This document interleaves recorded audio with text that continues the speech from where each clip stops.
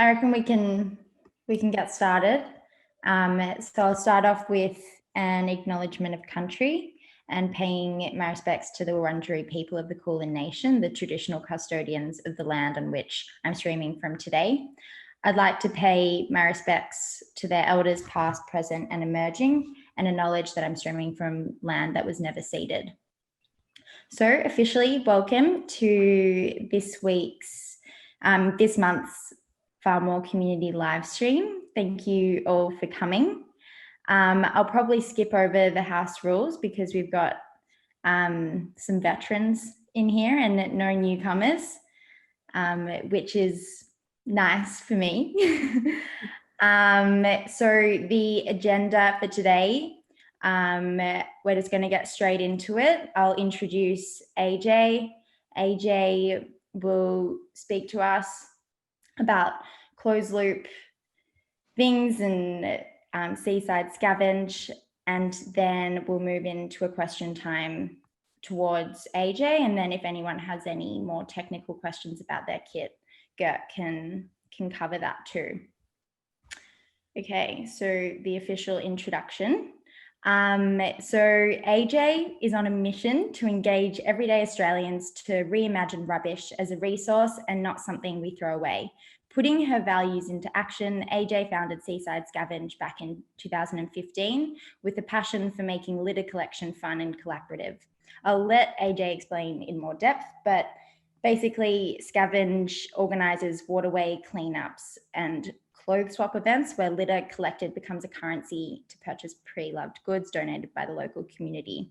They've had incredible success, engaging over 8,000 Australians, with AJ herself winning various awards, including the Young Sustainability Champion, named Young Citizen of the Year in 2008 for Randwick City Council, and voted as a finalist among the Pro Bono Impact Awards. And as I mentioned, AJ will be speaking to us about closing the loop, which is something that she's very accustomed to. So the stage is yours, AJ. Hey everyone, thank you. Depending on the council. Sorry, I was just getting a video up that I could share about the Scavenge so that you can get your head around it a little bit more. Thanks for having me on tonight. I was part of the Farm Wall first round resilience growing program, and yeah, really got a lot out of it, especially through COVID. I found it a great hobby to have in the house. So I hope you're all growing lots of yummy microgreens on your fish tank too. So yeah, I started the Scavenge back in 2015. It's actually where I met Mei Lee, who's on the call here. I was doing a regular cleanup called Responsible Runners, which was at Bondi Beach every Sunday, and we would get together and clean up the beach for 40 minutes and then sort all the litter and catalogue it for an Australia-wide database. And I was pretty astounded every week, like that there was 5 or 8 people that would show up, and we would pretty much collect easily around 80 kilos of rubbish. And, you know, we'd get some acknowledgement as we were cleaning on a Sunday afternoon, but it was really the same 5 to 8 people that would show up each week. And it was blowing my mind that we were at, you know, the most iconic beach in the Southern Hemisphere, and there's only less than 10 people that can show up to keep it clean. The council really wasn't doing much.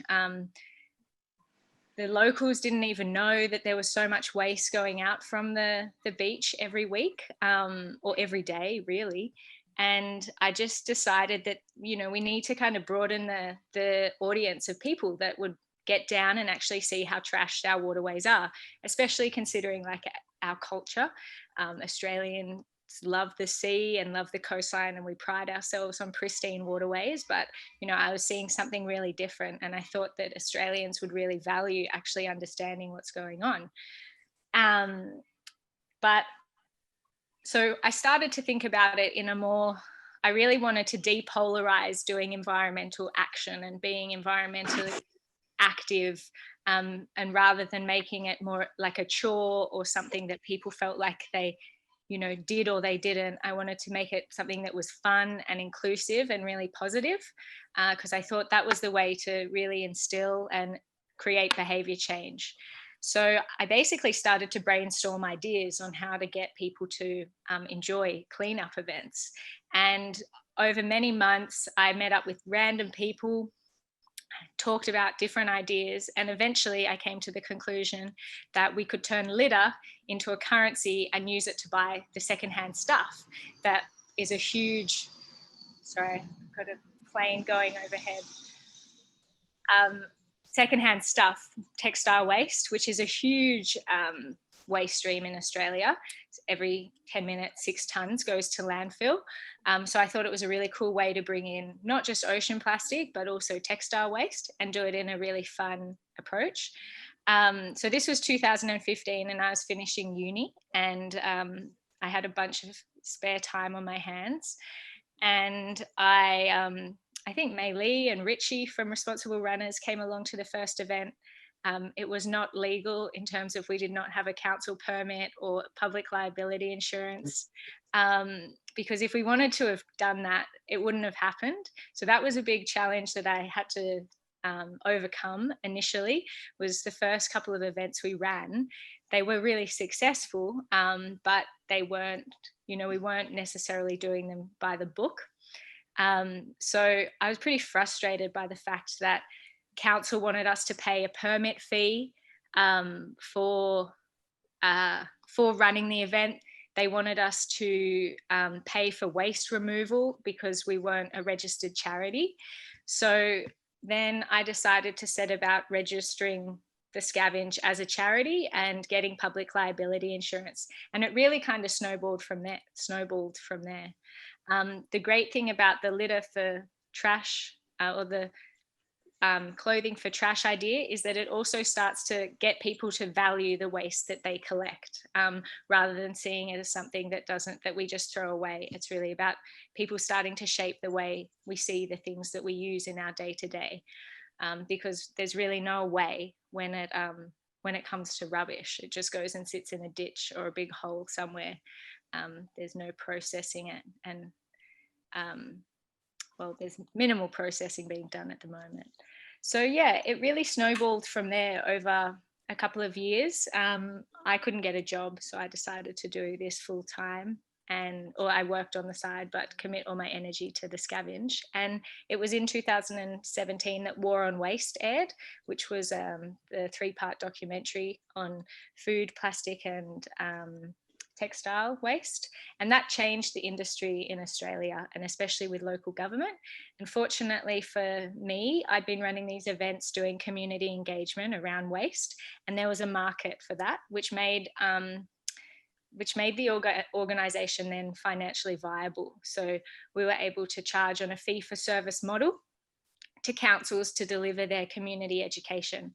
And so slowly, that's how how I started to pay myself, and how we started to pay the musicians and buy a van and get all the equipment made and all of that sort of stuff. And slowly it's just evolved from there. So the events are not just Seaside. We host riverside and lakeside and creekside events all around the country.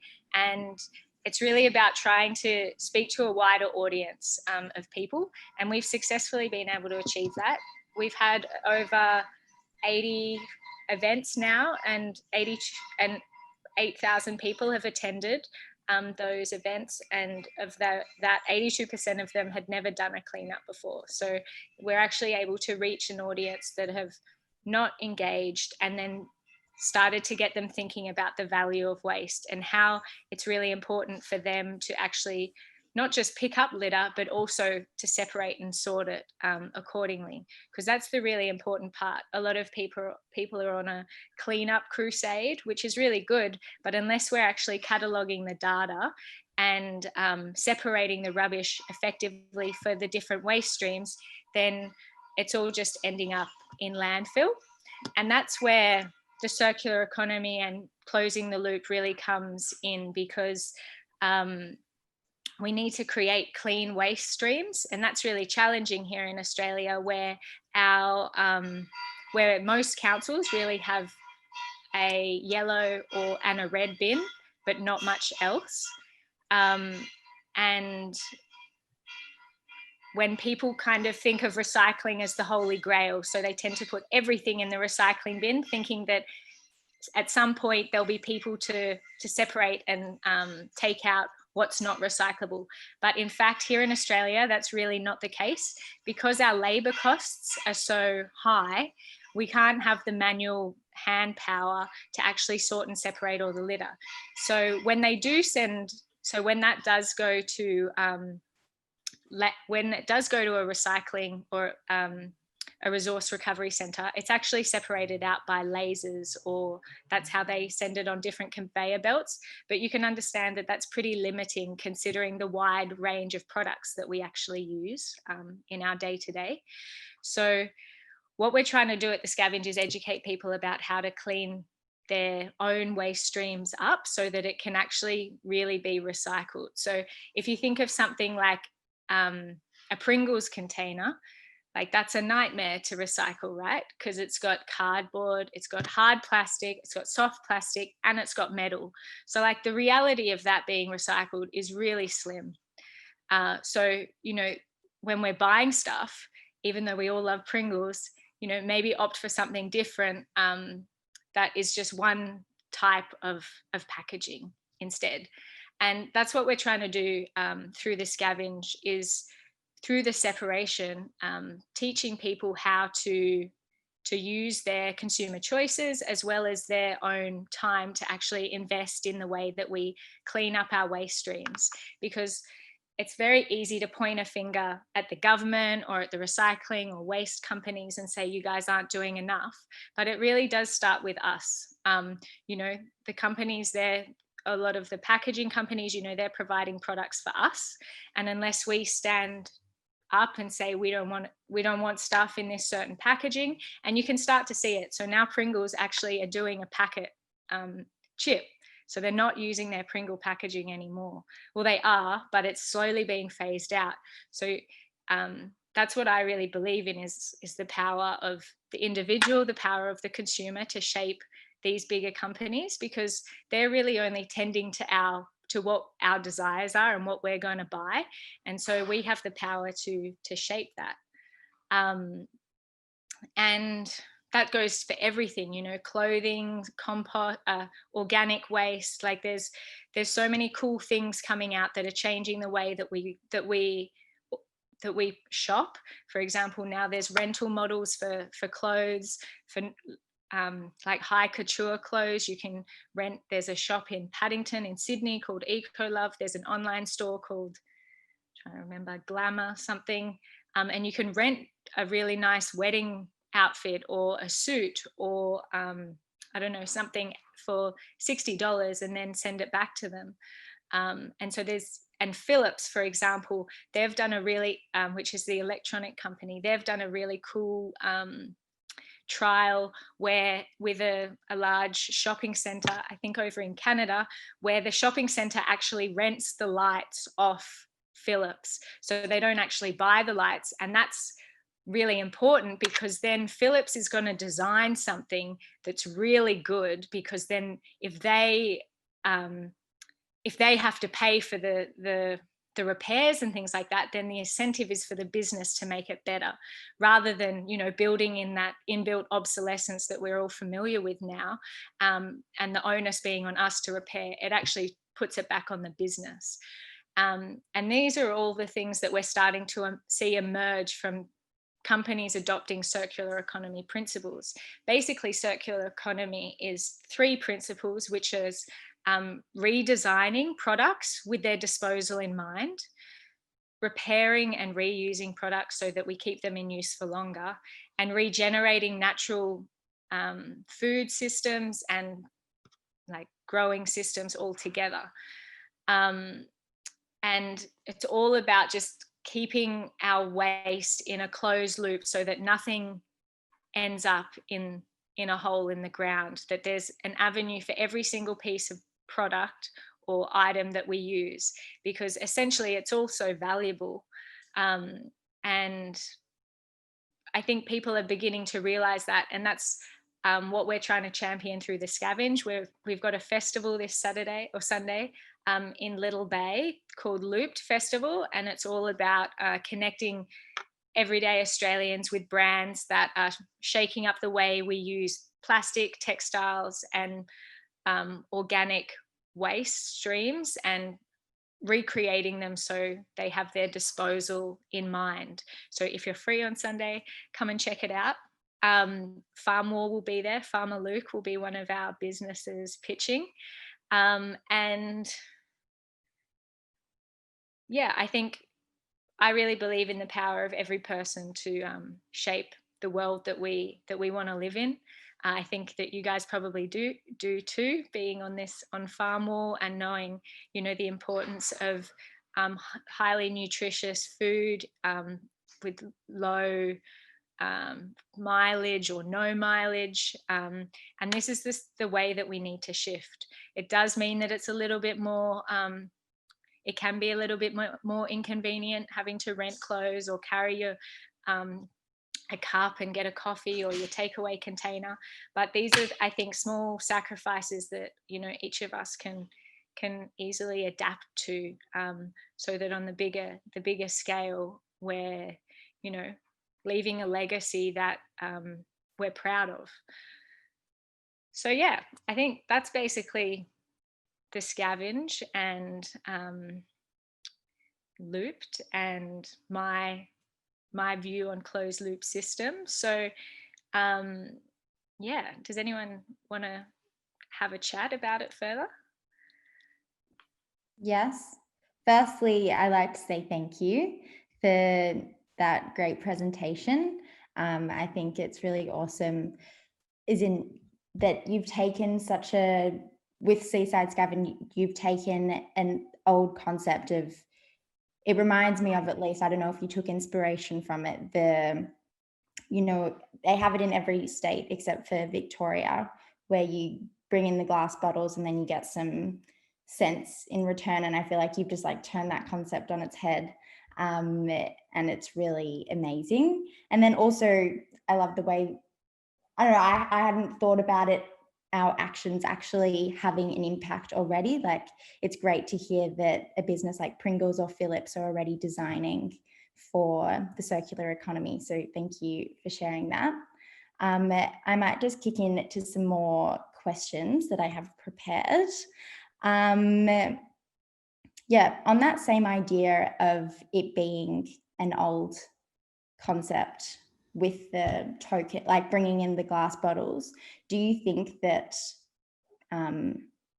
something like this could be rolled out on a larger scale, where it's not just Seaside Scavenge, but a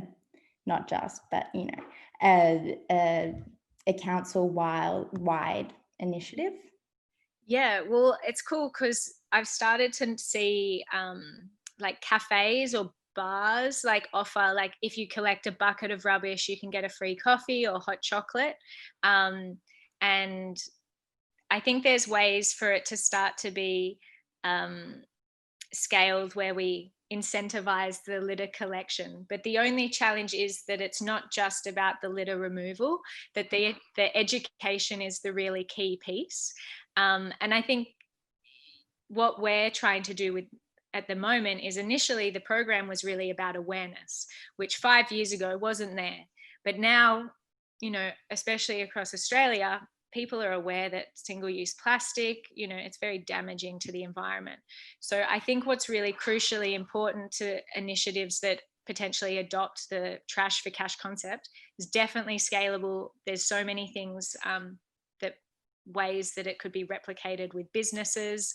I think it's hard for council to maybe try and engage it without an external party, just because councils often are really tied up in bureaucratic systems, and it kind of makes it hard for them to support local businesses specifically to kind of provide that support to the community. But I think what's really crucial is that the education piece is there, because if it's just picking up litter, it's really only a band-aid solution, because we're not understanding what's being picked up on a daily basis or a monthly basis, and it's probably all just going straight into landfill. And And it's, even though it's really good, I kind of start to think of it as a little bit like that clicktivism, like online, where, you know, even though it's a step forward with actual action, it needs to have more behind it than just the litter removal, because people picking up litter is not going to change the grand scheme of things. It needs to go deeper than that.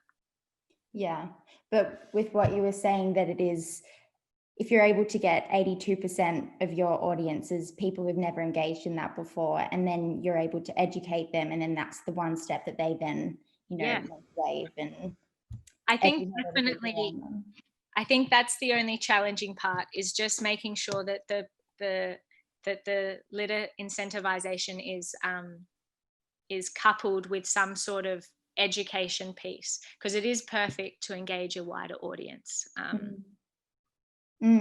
How do you find people's initial reaction to the idea of a token to be able to exchange that? I feel like that's going back well beyond, you know, where money wasn't. I don't know when that was, when you couldn't use money as an exchange. Yeah, just wait. People love it, especially, well, a lot of people come over to the market when we have it set up, and they kind of start looking through it without realizing what's happening. And then some people are like, oh, how much is this? And you're like, oh, it's 10 pieces of litter. And they're like, what? I can't pick up 10 pieces of litter. Like, I've got to go and meet this person or something. And then sometimes they're just like a hard no, and you're like, sorry, you can't buy it. Like, it's only valued in litter. You have to pick up litter. And I really like that, because it's just like, money doesn't work here. And then other people are like, okay, all right, I've never picked up litter before, so how do I do it? They think like 10 pieces is like an enormous number of pieces to pick up. And then you see them like half an hour later coming into the sorting station with like a full bag, which would have like hundreds of pieces of litter in it, and their like mind is blown, and they're like, oh my god, there's so much rubbish. And you're like, yeah, oh my god, exactly. So that's why it's really cool, because you bring people in on something that they want. It's, you know, it's take it or leave it. And then like the vast majority of people are really keen to get behind it.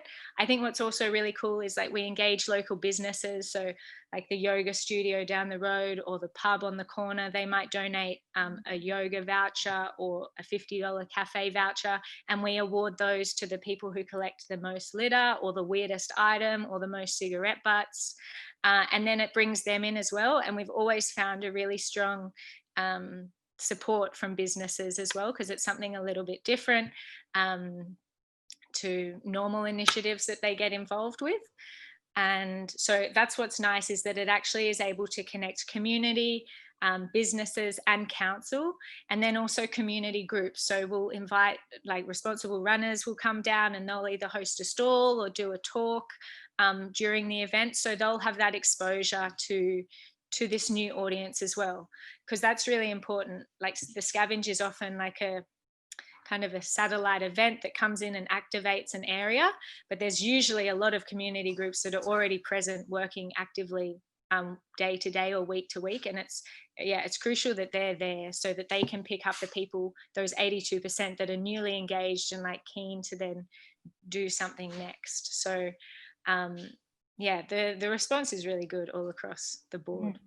Yeah, sounds like an incredible community hub. And I feel like I'm missing some like dots. When you say event, is it like there's music and there's the clothes exchange is set up wherever you're doing the Scavenge? Yeah, I should show you a video. Do you guys, we've got a 3-minute clip of how the Scavenge rolls, so I can share that screen. That'd be great. Okay, you should be able to share now.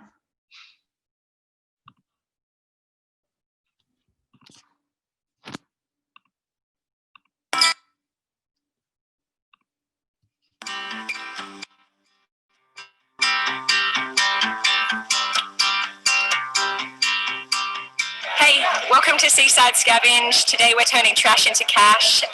Basically, the litter that you collect from your local waterway becomes a currency to purchase secondhand clothes, toys and books that we have set up in a pop-up market. And we also have businesses involved, so they've donated things like ice cream or beer or coffee, and you can also buy those with your litter currency.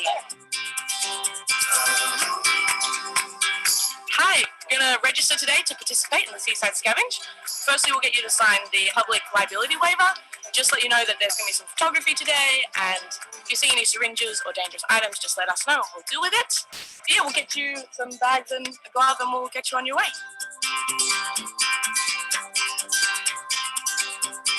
Thanks so much for picking up all the rubbish. We'll help you sort it out and count it so we can submit it to the Australian Marine Debris Initiative. We separate all the rubbish you've collected into landfill, recycling, cigarette butts, hard plastics for Defy Design, organics, e-waste, and sometimes paper and cardboard, depending on the council. Have you got your gloves? Okay, cool, let's get sorting. So dump the bag, sort and separate the litter, and then we'll catalogue it. Place litter and recyclables in the bins. Leave a bucket to the side with hard plastics for Defy Design. When you're done, wash the plastic with Defy, and we'll tally the litter and give you your tokens. Defy Design take our plastic waste and directly turn it into new reusable products. First we wash it, then we dry it, then we separate it. It's shredded into flakes. The flakes go in the mould. Then we bake it in the oven, and what comes out is a beautiful, reusable, 100% post-consumer recycled plastic product. Hey, so thank you so much for cleaning up all the rubbish. Well done. So with the tokens that you've earned, you can now use them in our market stall. So we've got this great market stall here. Everything is donated from the local community, which is great. And it stops all the clothing and the toys, etc., going to landfill, which is so good. So with the tokens you've earned, what you can do is you can go and check out the pricing. So we've got 3 tokens, for example, anything on this rack here. And you can trade your tokens for something really cool to take home with you. And I'm on social media sharing your stories. I'm actually just going to check out the bike generator. This is a bike-powered generator that we use to pedal for power at the Seaside Scavenge. By pedaling the bike, we charge the battery, and then in turn we use that to power all the music. And that's the Scavenge. If you want to find out more, head to the website and be sure to follow us on our socials. We'll see you at the next Scavenge. Wow. Such a vibe. Yeah, so introducing Google Nest Audio, the new smart speaker that's built for sound. But to someone who wants to bring a little bounce to their house, Hey Google. Got it. I'll just find where that is.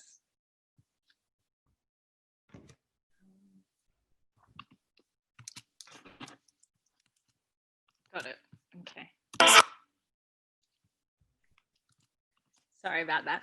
Oh, good. Wow.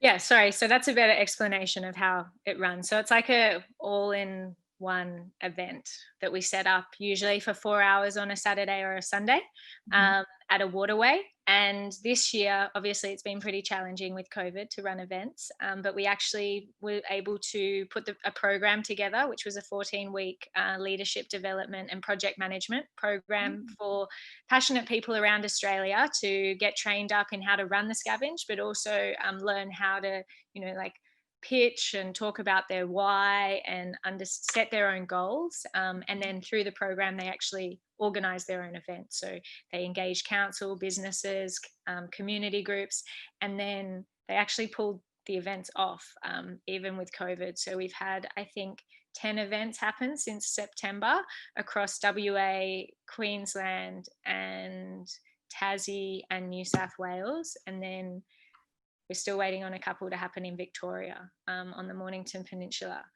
But yeah, so it's really it's really suitable for any area and for any community to get around it. Yeah, no, definitely. They're all skills that we need. This is a far more orientated question, but this is also open to anyone. I don't know if you guys have seen, but Farmers recently launched a rent and return version of the program that you all completed. And like, we designed it with the circular economy in mind, and similar to what you've experienced, AJ, that you're moving house and you don't have room for it. Like, that's something that's come up quite a bit. And I feel like it's maybe still a bit too foreign, and because we haven't had much traction with it. So just if anyone has any comments, or if it would be something that you would have been interested in at all, or just AJ can answer. Does anyone want to jump in?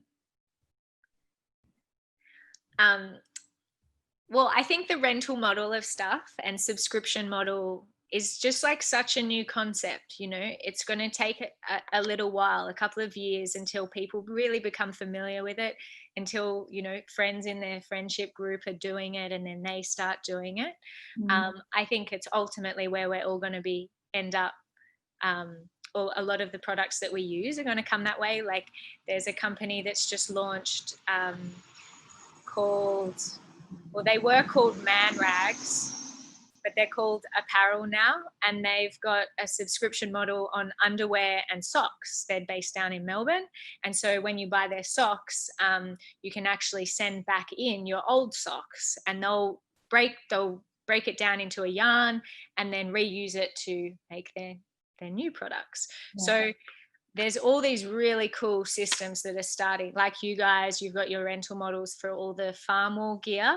There's like Kindershare, they've got baby equipment rental platform. Yeah, the rental clothes model. There's so many that are starting up, but it's just going to take a little while for people to get their head around it, and also to integrate it into our day-to-day lives, because, you know, at first thought, it's just easier to go out and buy the thing and own the thing. It takes a little bit more time to adjust to actually finding it online, renting it, waiting for it to arrive in the post, and then using it and then sending it back. So it's just a bit of it. I think it'll take like a couple of years to transition over to people really just adopting and being patient around that. But I think ultimately it's where we're going to go. It's just a new system. Yeah, no, for sure.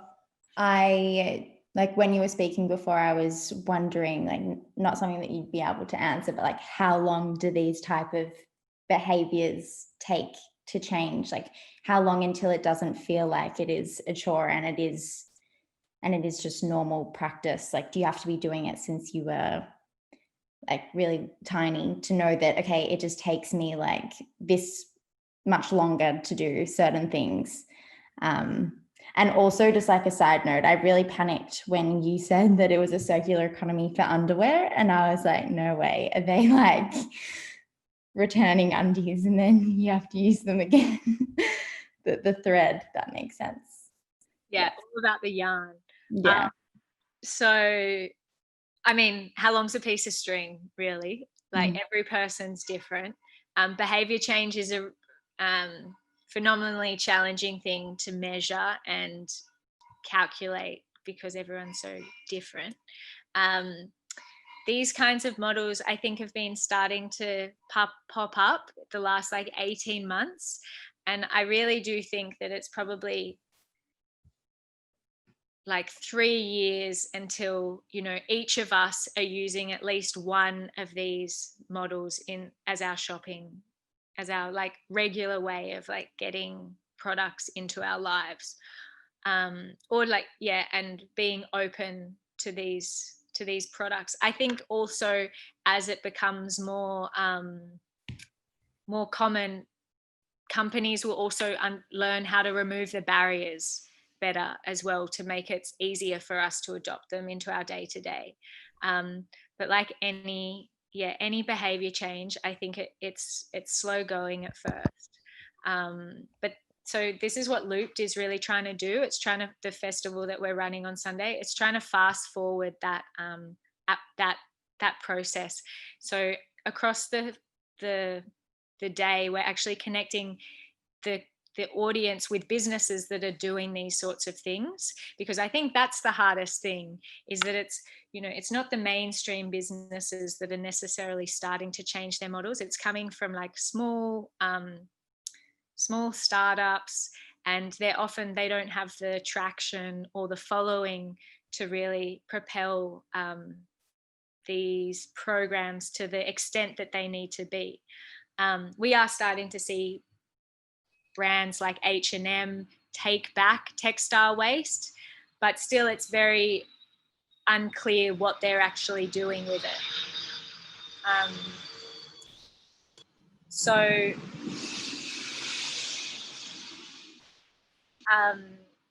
I think it's really important when we're starting to look for products that we need to actually think a bit bigger than the ones that we normally go to, and think, oh, is there something could I just spend 20 minutes Googling if there's an alternative for this, or something local that's happening around, I don't know, shampoo. Like, instead of just going and buying your bottles of shampoo and conditioner, there's now shampoo bars that you can buy, and they're really good. You know, so starting to look at, like, when you need to refill your detergent, there's a company now called Zero Co that you can actually get a subscription model, and you can get all that, your detergents, your dishwashers, your everything, or you can just get one and they send it to you in a reusable sachet. So you get the original bottle, which is meant to last you a lifetime, and then they send you sachets which you send back, and they're 100% recyclable. So it's really, I think people, if this is something that resonates with people, they need to start looking in their day-to-day at certain areas that they can replace or change, because there are alternatives out there now, and I know that it does take a lot of time to find them, and that time is very precious. So that's the challenge, is really weighing up when you can investigate a little bit about one product, whether it's once a month. But I would definitely say, and this is a plug, follow Seaside Scavenge, because we are sharing a lot of these brands. This is what, like, I solely am intended on promoting through our socials. We have a great newsletter that Katie puts together every month, really focused on circular economy, showcasing brands that are doing exactly this. We focus on textiles, plastic, and food waste, and different brands. And we'll hopefully, from Loops, we'll create a directory on our website, and that will have the first 12 brands, and we're hoping to just add to that. But there's a lot coming out. Planet Arc has just launched today their circular economy hub. New South Wales Circular is just starting to get their feet together, or on the ground, organising events. So even though it's just a rumble at the moment, I have no doubt that in the next 12 months, circular economy will be a phrase that everyone will have encountered quite a lot. Yeah, wow. I was going to ask you, like, what's inspiring you most, or what are some exciting things happening? But I feel like you've mentioned so many incredible initiatives. Yeah, there's so much cool stuff going on. It's like so inspiring. Yeah, awesome. And all from little brands that are just trying to change the way that we do stuff, going against the grain, but finding really cool ways that we can reuse stuff, repair stuff. Yeah, so creative. For anything, hair, like hair salons, like you name it. Like there's someone out there changing the way that we're doing it now. Yeah, completely. I got my dad to buy a shampoo bar, and you know that when my dad is making changes like that, then it's accessible to anyone. Just some questions in the chat. One from Pat. Do most of the people you engage to Scavenge also help with the sorting? Yeah, they have to get their tokens. It's a non-optional area. That's where, like I said, where the education happens. So they have to get their hands dirty to even though they are sometimes hesitant to do so. Right. And then it may just expanding on my yes. Sorry, Alison, I'm just gonna put you on mute. Just expanding on my yes in response to you, Maylee. It will work by using the kit and the online platform just for the period of time that you need to complete it, and then sending it back to Farmall, and then Farmall can then donate the kit to a community organisation or a school. But let us know if you have any other questions. And well, you do have another question, which I'll read out to AJ now. So are all the organizations at Looped this Sunday all showcasing circular things they're doing? What are you looking forward to most, including, I assume, Farmall, of course? Yeah, definitely Farmall, top priority. But that's exactly it. So because of COVID, we've had to be really nifty around how we get as many people in the space at once. So we've actually, the festival runs from 10 to 4, but there's actually 3 sessions. So there's one from 10 to 12, 12 to 2, and 2 to 4. And we have, they're very similar run sheets for each session. In each session, there's a pitch fest from 4 businesses, one of which I can't recall which session Farmall's in off the top of my head, but they'll be in one of them. And so each of the brand ambassadors have to stand up, explain what their company or business model is, what their theory of change is, how it relates to circular economy, and how people can get involved in 3 minutes. And then, so there's 4 of those businesses across the textile, plastic and organic waste stream. And most of them are Sydney based, all doing different things around diverting and collecting those products and turning them into something better. And then there's a hands-on workshop with either Oz Harvest doing zero waste cooking, or Parva doing beeswax wraps, or a small space growing workshop with Pocket City Farms afterwards. So, and then there's the market. So people will get tokens for their tickets, and they'll also get tokens for bringing litter or secondhand stuff that they donate to the market, as well as social media. We've got Ben & Jerry's giving out free ice cream for tokens too. So, and then all the brands will be showcased on posters in the main foyer area. And they'll be like basically explaining how they're addressing circular economy under which of the 3 principles of circular economy. So yeah, we're hoping as well, we'll be doing interviews with all of those brand ambassadors. So we'll be putting together like 60-second snippets that will be shared across the Scavenge platforms in the weeks and months to come. So yeah, it's kind of like the foundation of starting to share a lot of these brands so that people can actually find out who they are and where to get in touch with them. Does that answer your question, Maylee?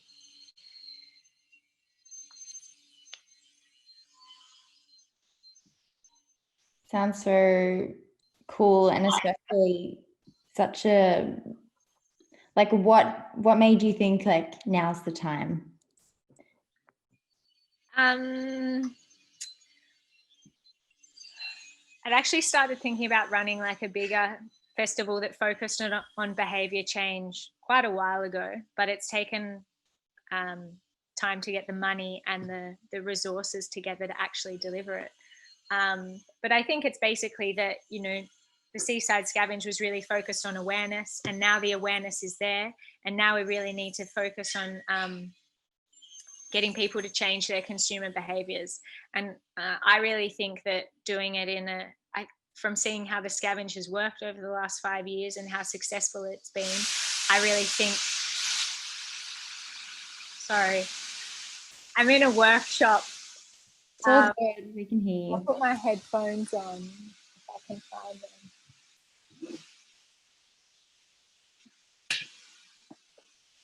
I don't know where they are. It's so fine. Like we can hear you over the. Okay.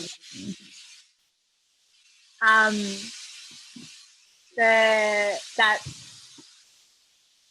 now we really need to shift towards giving people an understanding of the tools that they have at their fingertips to actually change their behaviors. And also, I think, especially in Australia, the time is ripe. Like people are so aware of plastic, and now we're starting to become aware of textiles and food, because food, as you guys probably know, is actually the biggest waste stream that we produce here in Australia.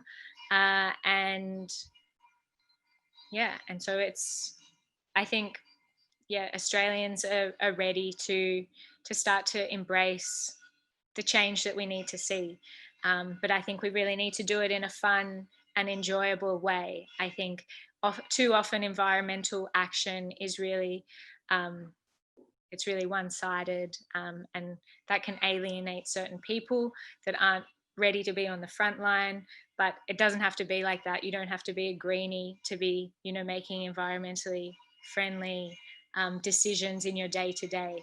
It's not black or white. And so I think the way to actually start to form those patterns of behavior with people who wouldn't usually is through making it really accessible through something like this that appeals to their other interests, like music or shopping or like hands-on workshops. So we'll see how it goes, but I've got a good feeling about it. Yeah, no, I love that reframing. It's a good strategy. Does anyone else have a question? I'm just thinking we might start to wrap it up. I'll wait a couple of seconds to see if anyone goes off mute to ask a question. I just have one in regards to Black Friday coming up. There's so much excitement happening around Green Friday. Have you got any great tips for everyone on how to behave during this year's Green Friday? Buy nothing. I mean, I hadn't heard that it was actually called Green Friday, so I'm obviously not so in the loop. But I would say, like, again, like going against the grain. If you're somebody that uses social media or, that like showing yourself in like a secondhand outfit that you've bought or something secondhand that you've got that you love, or talking about that. I mean, I don't know if Black Friday is such a big thing in Australia as it is over in the States, but I really love the campaign that Patagonia launched a couple of years ago that was like that big page spread, I think, in like some big American newspaper that said, "Don't buy this jacket." So, I mean, if there's one thing you're looking to do, I would say like spend 20 minutes on Green Friday. I think, Maylee, I think it's like this Friday, isn't it? The 27th, I think is when it is. Like, spend 20 minutes looking for, like, if there's something you need that you're looking to replace, or if there's a present you're looking to buy for Christmas for someone, like spend a period of time like looking for something a little bit different that's maybe made in Australia, designed really well, using like different products or secondhand products. Would be, but definitely don't go and buy anything new. Good tips. I was doing a bit of research around it, and there are businesses doing all sorts of cool things, like still a bit questionable in terms of greenwashing, because I've seen like match donations. So however many, a high percentage of their revenue will go towards a charity. But yeah, I buy nothing. Yeah. I think we all just need to be mindful of how much we buy and try and reduce it, really. And buy secondhand, or use Facebook Marketplace as a first stop if you need to get a new kettle or something. Like, there's so much secondhand stuff out there, and it's valuable. So and we need, like, it starts with us to start to create a market for those products. Completely. Okay, any last questions? Otherwise, we can wrap it up. I'll just wait a little bit. I'll chuck the link to Looped in here. Oh, I think We've done it. We did it. Okay, cool. Cool. Well, I think that just about does it. Thank you so much, AJ. That was a great conversation, and yeah, so cool what you're doing. And thank you so much for sharing. Pleasure. Thanks so much for having me. And I hope to see you guys sometime. I'm really loving these orchids that are in candies. They look really amazing. I've just been admiring.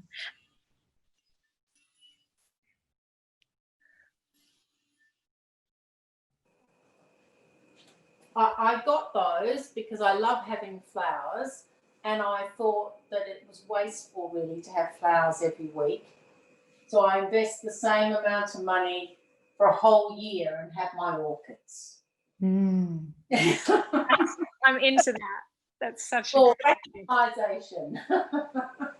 And I was going to say that there is, we buy Schultz Organic Dairy. Comes in a glass bottle. The only thing is, though, is the top is plastic. Hard plastic. Hard plastic, and they don't take it back with the bottle. So we have to put that in the hard waste. But look, when I was a child, milk came in glass bottles. Perfect. We actually have an old selection of glass bottles dating back to the 50s. Wow. One of those funny things you do when you get older, collect things. But there's lots of really good, I know they're not perhaps second-hand, but I've replaced all of our plastic clothes pegs with stainless steel clothes pegs. Yeah. I replaced paper bags that we used to, when we go and buy bread, with calico bags. We don't use our dryer very often, but when we do, I've invested in some little round woolen balls that you can put in your, the dirt company, you can get your we're into it. For oldies, we're doing well. Yeah, go you guys. Yeah, like there's so many little things that you can just slowly start to adopt, like bamboo toothbrush, or Exactly. There are all sorts of things that you can do in a very small way, which amounts to a lot, isn't it? Candy's into bamboo clothes. Oh, yeah, you can buy bamboo clothes now, lovely t-shirts. And it's just like creating that habit, I guess. Does anyone else have any things that they want to share about what they do any tips that they might have? Love tips. Yeah. New ideas. I just reuse anything and everything I can. I actually, I've had this bottle, before COVID, someone else was going to chuck it out, and I just was like, oh, I'm going to use that. I'll reuse that. And I've had it for probably more than a year or two now.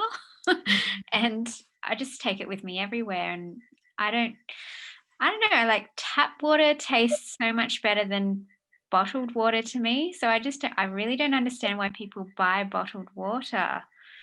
it actually tastes plasticky to me. I can actually taste the difference. So yeah, that's just one example. Marketing's biggest coups, isn't it? Getting everyone to buy bottled water. It's such a furphy.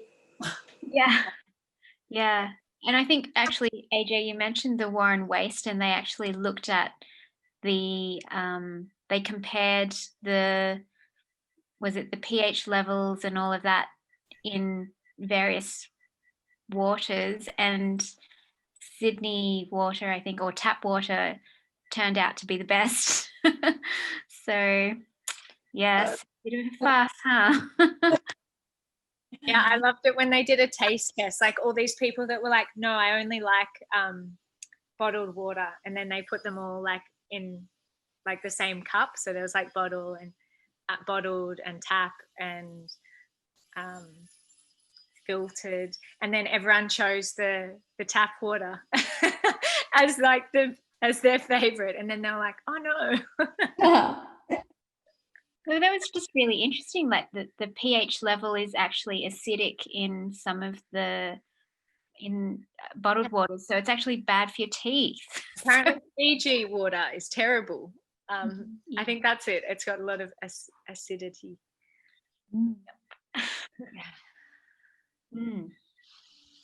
Marketing will do that. Marketing. I grew up in Belgium, and all the beer bottles would always go back to the brewery, and the brewery would wash them and reuse them over and over again, and like hundreds and thousands of times. So when you buy a bottle of beer in Belgium, it always has white lines on the bottle, because the bottles go to the dishwasher and like clash to each other, so they're all like worn and they get relabeled over and over again. So not a single beer bottle goes to waste. They just like rotate glass bottles over and over again. And that system is, yeah, it's like you said, Candy, before, like bring back the old, bring back the glass bottles. It's such a great system where you save so much, yeah, other glass and etc. going to waste or having to be burned. Yeah, I think there's a lot of value in recyclable, or like not even recyclable, like just packaging, reuse over and over again. Yeah. But you've left out the most important detail of which beer is the best beer. I wish we had Farmer Luke here, because Farmer Luke works at a brewery in called Wildflower in Sydney 3 days a week as well. And I grew up in Belgium, and I worked for a brewery called Rodenbach. And Rodenbach is one of the most famous sour beer brewers in the world. And Wildflower in Sydney, they're probably one of the best sour beer brewers in Australia now. So yeah, we're definitely talking about the vinification of beer and treating a beer like wine and having it aged in oak barrels. And bringing out the more acidic flavors rather than the bitter and the malty ones. Yeah, so if you want to be adventurous, I would recommend walking into Carwin Cellars on High Street, Michael, and asking for a few samples. I'll join you on that one.